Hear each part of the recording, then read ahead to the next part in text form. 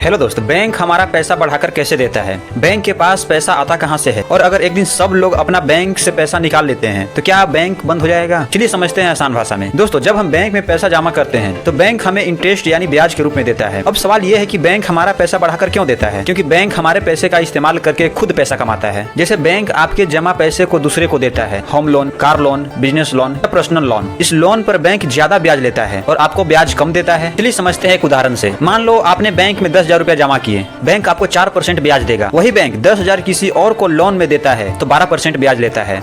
आपने कमाया 400, यानी 10,000 जमा किया, 4% मिला तो आपने कमाया 400 और बैंक ने कमाया 1200 क्योंकि 12% इंटरेस्ट लिया। वही बैंक 1200 कमाया, उसमें से 400 आपको देगा, जो 800 बचा वही बैंक को बचा। यही है बैंक का सबसे बड़ा बिजनेस मॉडल। बैंक के पास पैसा सिर्फ जमाकर्ताओं यानी हम लोगों जो जमा करते हैं उसी से नहीं आता है, बल्कि बैंक के पास पैसा आने की 4 बड़े स्रोत होते हैं। पहला नंबर जनता का जमा पैसा, दूसरा होता है लोन और ब्याज से कमाई। जितना ज्यादा ब्याज उतनी ज्यादा इंटरेस्ट और उतना ही ज्यादा बैंकों की कमाई। तीसरा होता है गवर्नमेंट और आरबीआई से उधार। अगर बैंक को एक्स्ट्रा कैश चाहिए तो वो आरबीआई से उधार ले सकता है। चौथा है बैंक सरकारी बॉन्ड्स और दूसरे सुरक्षित एसेट्स में पैसा लगाता है और यह कमाता है।